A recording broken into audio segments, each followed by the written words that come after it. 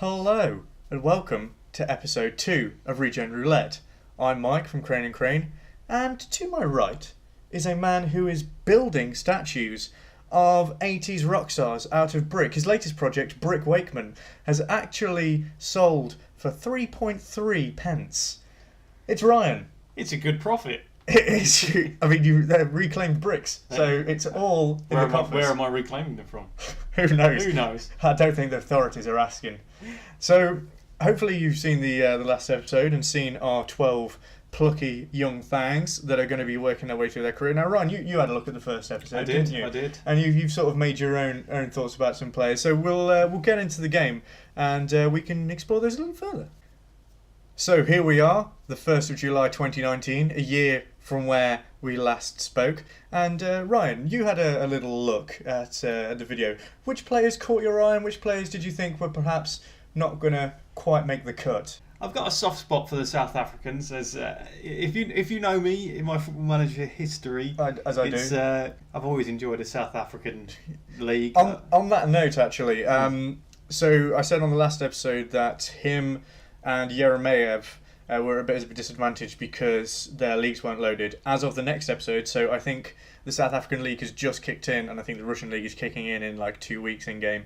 So they won't have that against them from next season onwards. If I had to pick the weakest of the bunch, in there, I wasn't a fan of Gebby. No, you're not a fan I don't think he's going to succeed outside of Scotland. Gebby, Jebby, the Gebster, the Jebster, the Geb. I think he's limited in his. I don't think he'll ever see the light outside of Scotland. Indeed. So let's. I'm intrigued. Let's see how this past year has gone for them, and see if that's changed our minds at all. So we're starting with John Tucker. He's surprisingly got another year older, and he still looks like a good player. Doesn't look like he's lost anything at all. Would you say, Ryan? No, not at all. And what would be the first thing when you look at that strikes you? Because something has really caught my eye already. Is it the fact that he's now considered a first-team player? That's exactly what that is. He is now considered a first-team player. And that is quite a leap up. I mean, their goalkeeping situation, if Fabianski in game is left as well, is a little bit weak. Up in the air. And I can see him filling that void very early on. I don't know how much he's played, but he's not even a rotation option. No, but we'll find out in a sec. And the fact that he's got to that first team, all while a group of teenage girls in America are deciding that he must die.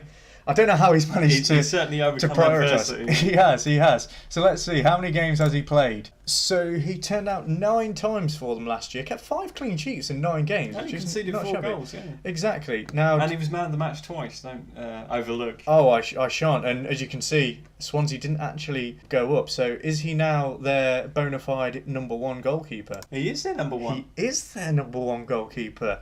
At 17 years old, and that bodes well for him. Look at his last 5 games. Oh, he's been in superb form. How did they do last year? They were way off the pace. They didn't even trouble. Oh.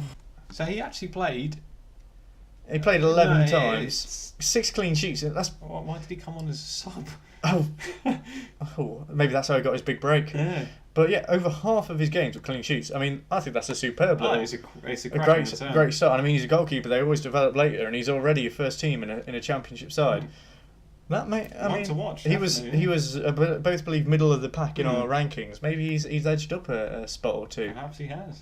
So the next player on our list was Irvin Stuckstetter, and I mean the big thing has jumped right off the page. He's now at Manchester United, and how much do you reckon? He's valued at 3.3. Oh, he came less. I'd say less. Yeah, he came from the Eredivisie. I'd say 1.5. Yeah, I would have said 1. So. 2.9 million. All right, okay. 2.9 they got out. Did he play for much for Groningen? So for Groningen, he turned out twice. Yeah, he didn't have much time before he went to United. 77 non-competitive games. Wow, he must have been knackered.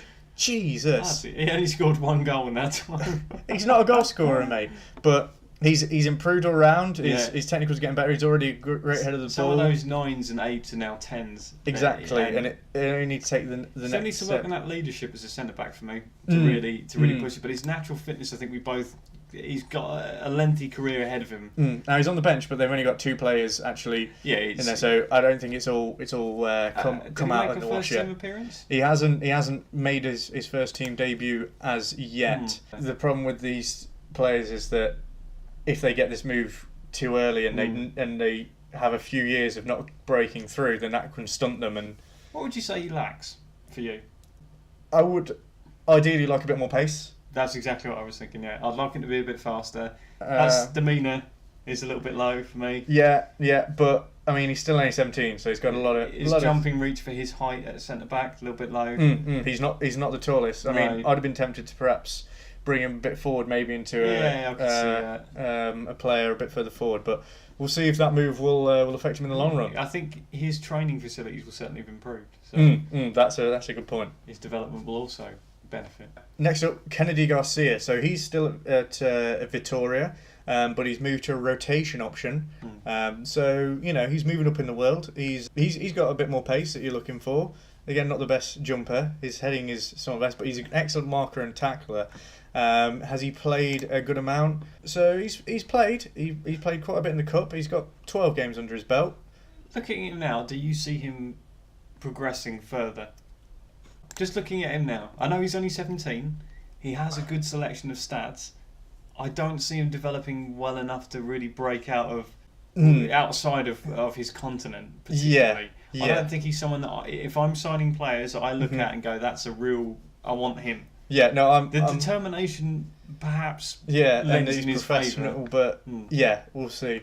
So he's had a few problems with injuries. That was actually early on in his before we met him the first time. He'd actually had that lower back stress fracture, but he's had a couple of injuries, but nothing I'd say to be too concerned about just they're yet. Not following on from the back. They're not following a theme. And it's not. Yeah, he's not got constant ones. So perhaps maybe his next step is to break into their first team and then sort of move up in within Brazil. Maybe he can just make a good I think he'll make domestic career. Yeah, I think a domestic career is what he would he'd be looking at this point. But maybe he'll do better. We'll just have to find out. We'll just have to find out. So next up is the Gebster, the Jebster, the Geb.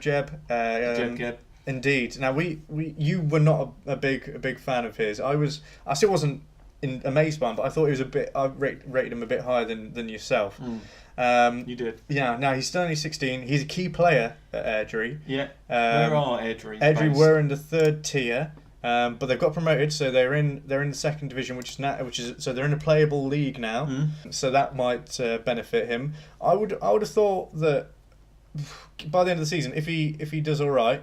So he was superb for them last year. He was. 32 games, 7.1 average rating. I reckon that he could be looked at by a top tier team within Scotland. Again, I think his hope is a domestic career.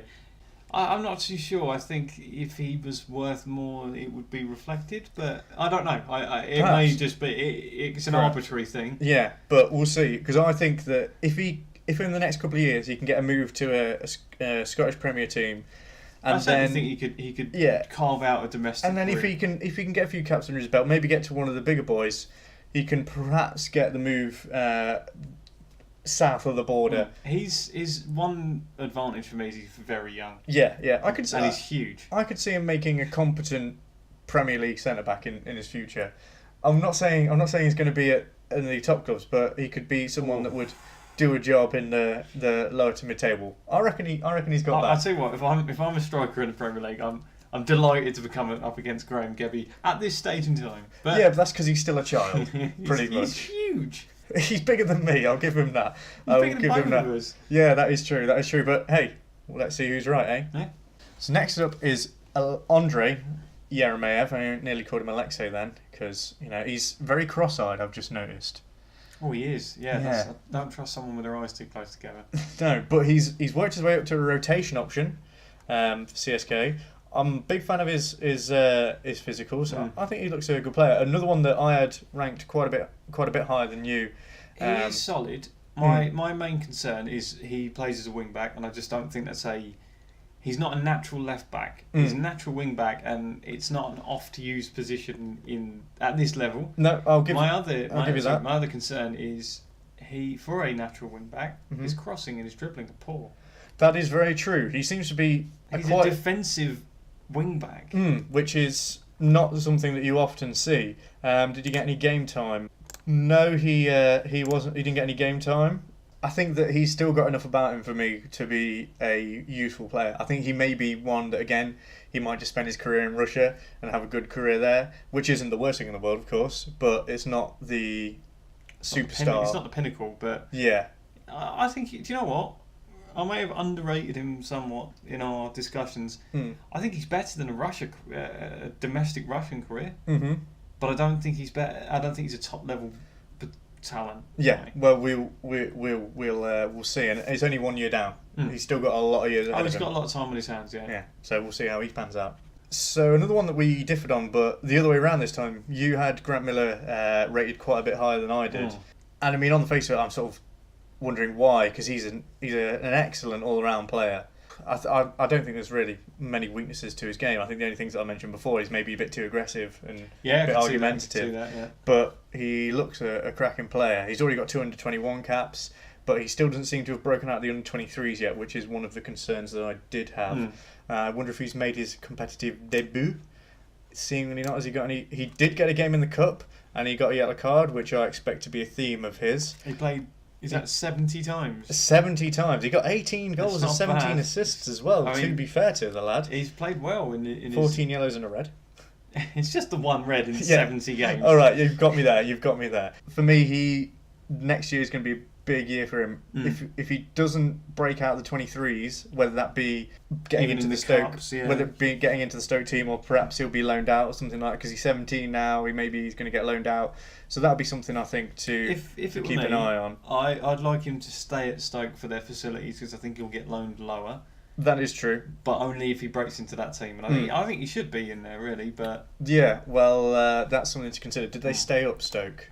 They did. Yeah, I think next year's a big one for him. So we'll see how he does in that one. And the next on the list, Helio Carmelo, my number one, and part of the reason for that was the fact that I thought he was going to join Porto or Benfica. Instead, he's joined Chelsea. How much do we think he joined them for? He was only at Lera, 1.1 million. I'm going to say 750k. I was 900. 975. Oh, I'll take it. And he's also made a competitive appearance. He has. He made one appearance in the cup for Lera before his move, and he came on as a sub.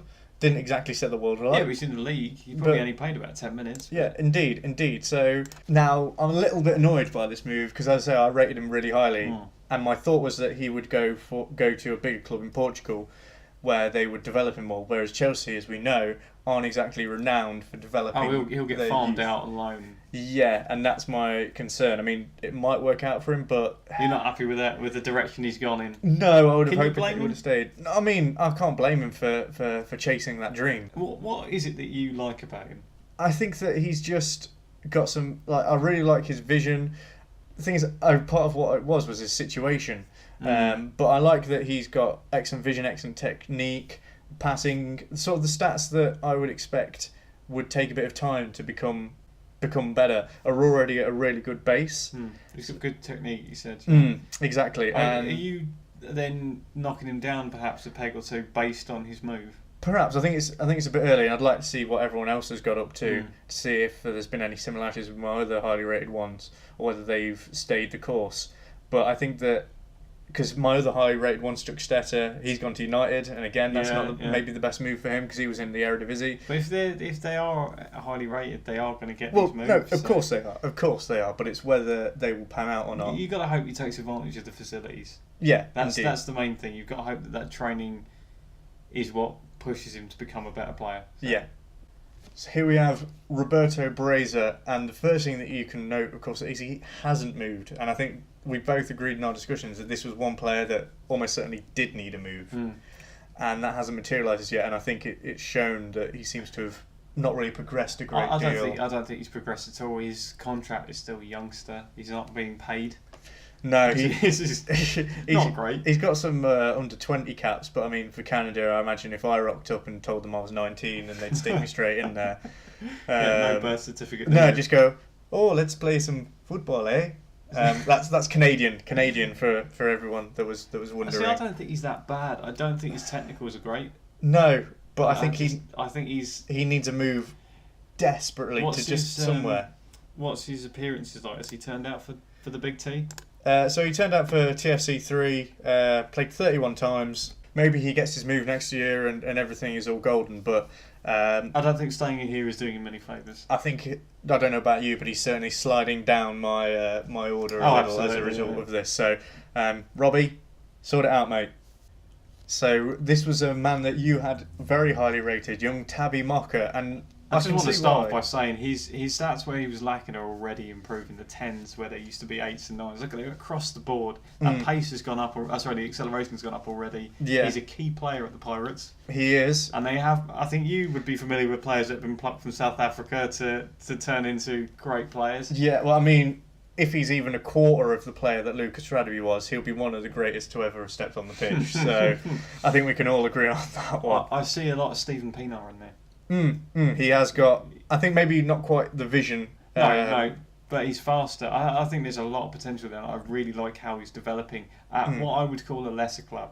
Yeah, no, I think I'd agree with that. As someone who is very experienced in this, very experienced in the league, someone who's managed several times on this game down in South Africa, that wage, that's a good solid wage to be on. Yeah, he's a key player. I mean, as you can see down there, he's been playing superbly. 12 games, 7.47 rating. I mean, you can't really ask for any more. Well, the thing is, it's not supplemented by goals. No. Or assists. No, he's just. So whatever he's doing on the pitch is obviously working. Yeah, and as I alluded to earlier, the South African leagues are now loaded as well. So maybe that will help him. I could see him going up, perhaps to a lower league team in that league. But still, he'll be probably getting more money than he is now and better facilities. So. I like how he's developed. I think he looks a tidy player, I'm happy and he may creep up a spot or two in my personal rankings. So here we have Stefan Schmidt at Bayern München. I noted actually you noted that when we were having a look, the Bayern job is actually now available. It is indeed, yeah. So he's still only hot prospect on a youth contract. Have a look at how good he's been in the under-19 championship. So, he has been superb. Captain under 20 level, only 16 years young. His technicals have improved, but still... A little bit lacking, but his mentals are just off the chart. His mentals are fantastic. As I said... His positioning's a little bit weak, but in his role, you don't need that. He's got a bit quicker, because I noted on the first video his speed was perhaps a little lower. He is speeding up a bit. He needs to work on that strength for me. Yeah, as a winger. He's very young, I'll give him that. He's only 16. What's his... career, has he appeared in anything of note? No, he's played for the second team twice. He's not torn up any times. strings, is he? No. But I like how he's looking, because we both had him at number 4 on our list. Yes, he didn't quite creep into the top 3, but I think again someone will benefit from the facilities. He's already valued at 2.8 million. He's probably the most valuable that we've seen so far. Yeah, I think that Bayern's a good club for him to be at. Rather than the other ones that have moved to clubs that perhaps won't develop them as well.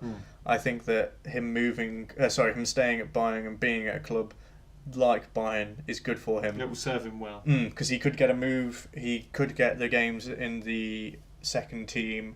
There's a lot of different ways that he can make the way to the top, and he's certainly got all the attributes to do so. But whether he'll actually have the literal attributes to do so at that point is another thing. So a player that we both had right at the top of our list, and you were talking about the most valuable players. He has blown them all out the water. He's still only considered a hot prospect, but he is earning £14,500 a week.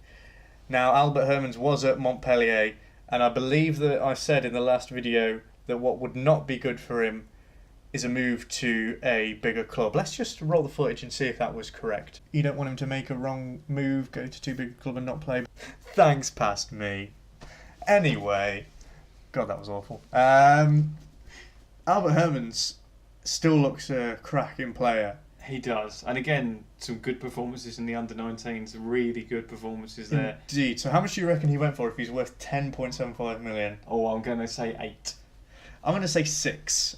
2.6. That is very interesting, considering he's really jumped up in values.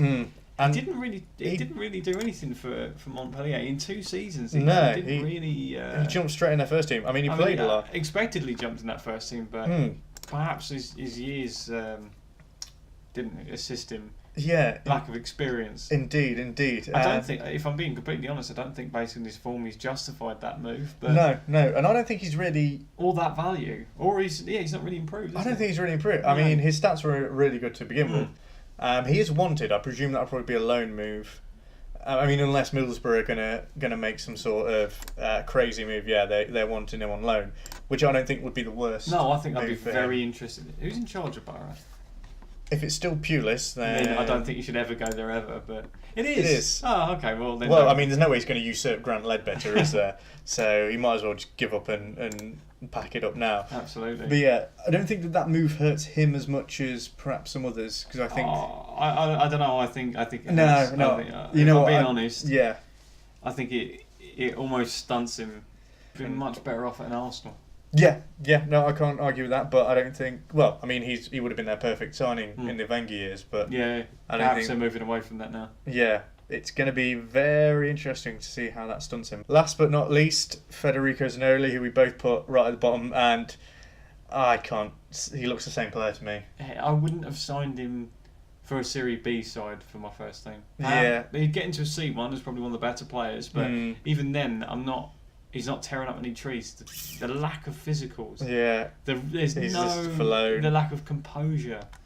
The lack of technique for a striker. It's poor, and I mean that natural fitness. Maybe it's had an impact on him. Well, there you go. There you go.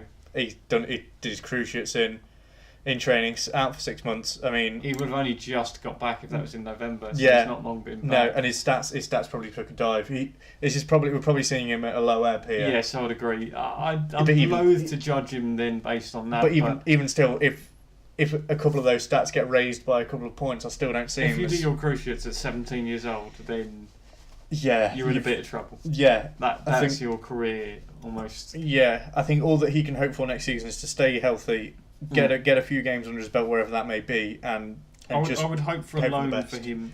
Will do a world of good for his confidence, bring him back after that injury, and really help him out. He's stealing all of that 1.8k as opposed to your man on £70 a week. Yeah, but I think if you're putting the Jebster, old what was it, Jebba Ding Dong. Yeah, old Jebba Ding Dong. If you're sticking him in Napoli's under 20s, I reckon he's getting the value. I suppose he would be. Yeah. So that's a shame. For you, and it's Federico. the first real major injury I think we've seen. Oh yeah, definitely. So we'll have to see if he can come back. If he can move past it. Indeed. So that is the year 2 outlook for these boys. It's only 1 year down, mate. There's so much to go. There's plenty of time. Yeah, and I'm really excited by this because absolutely someone can have a bad year and then they can bounce back next year and it can be great, or only going to take one wrong move or one signing to usurp them. Cruciate ligament injury. Or a cruciate ligament injury. Indeed. Let us know what you think. Do you think that some moves were the right moves? Do you think they were the wrong moves?